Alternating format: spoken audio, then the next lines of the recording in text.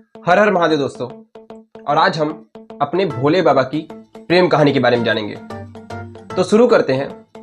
ये उन दिनों की बात है जब भगवान ब्रह्मा ने पृथ्वी को आबाद करने के लिए अपने पुत्र दक्ष प्रजापति को सौंपा था। तो दक्ष ने आदि शक्ति की प्रार्थना की थी और उन्हें अपने संतान के रूप में जन्म लेने का अनुरोध किया था। इस प्रकार मां पराशक्ति ने दक्ष के घर में सती के रूप में अवतार लिया। दक्ष के द्वारा देवी को मानव जन्म लेने के लिए ब्रह्मा जी की ये योजना थी कि सती शिव जी को विनम्र भक्ति से प्रसन्न करे और उनसे विवाह करे। और फिर धीरे धीरे सती भगवान शिव की भक्त बन गई और भगवान शिव को प्रसन्न करने के लिए सती ने पिता के महल को त्याग दिया और एक जंगल में तप करने लगी। और वहीं उन्होंने तपस्या की और शिव जी की आराधना की। इतनी कठोर तपस्या के बाद धीरे धीरे उन्होंने भोजन भी त्याग दिया और एक एक दिन वो बेलपत्र खाकर जीवन बिताने लगी। फिर उन्होंने खाना भी खाना छोड़ दिया और उनकी तपस्या सफल हुई। उनकी भक्ति की सीमा देखते हुए स्वयं शिव जी उनके सामने प्रकट हुए और फिर सती की इच्छा को स्वीकार करते हुए उन्हें अपनी दुल्हन के रूप में रहने के लिए तैयार हुए।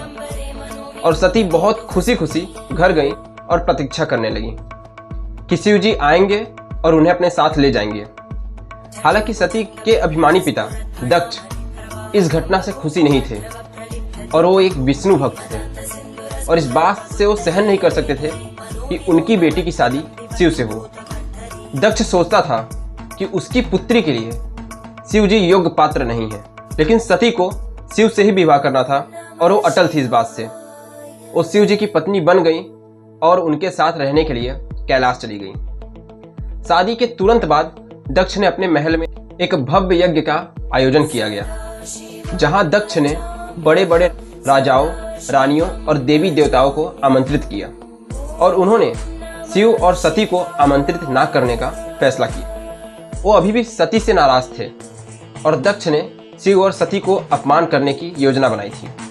यहाँ पे जैसे ही यज्ञ के बारे में सुना, उन्होंने शिव जी को तुरंत बोला कि उनके साथ चले, लेकिन शिव जी ने कहा बिन बुलाए जाना अपमान होगा।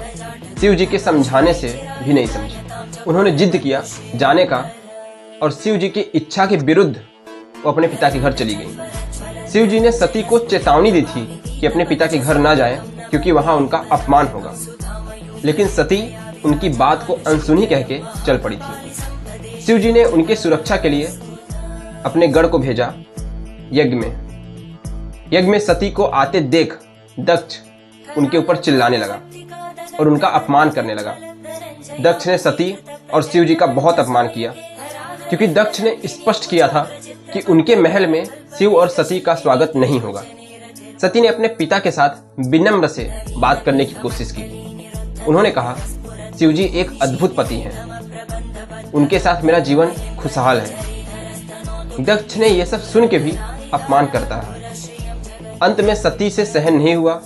उन्होंने पूर्व में दक्ष को चेतावनी दी थी कि अगर उनका किसी भी तरह अपमान किया जाएगा तो उन्हें छोड़ देंगी, लेकिन वो शिव जी का अपमान वो नहीं सहन कर सकती। तभी उन्होंने आदि शक्ति का रूप लिया। उन्होंने दक्ष को याद दिलाया कि उनमें अनन्य शक्ति है। अपने प्राणों की आहुति देकर अपने प्राण त्याग दिए और उन्होंने दक्ष को यह श्राप भी दिया कि उनका विनाश शिव जी ही करेंगे। इस प्रकार उन्होंने पवित्र अग्नि में प्रवेश किया और अपना जीवन समाप्त किया। और कैलाश में जैसे ही शिव जी को यह बात पता चली, वो नाराज हो गए। रुद्र रूप में आग सब कुछ भस्म कर दिए। तांडव करते हुए उन्होंने अपनी जटा उखाड़ दी और वहां से वीरभद्र उत्पन्न हुए और बहुत भयानक और खतरनाक। फिर दूसरी जटा से भद्रकाली की उत्पत्ति हुई। ये दोनों सृष्टि को नष्ट करने के लिए मिलकर काम करते हैं और उनकी सहायता के लिए 8 अन्य देवी की भी उत्पत्ति हुई, जैसे चामुंडा, ईशानी, मुंडमर्धनी, भद्र, काली, कत्यानी, वैष्णवी, त्वरिता।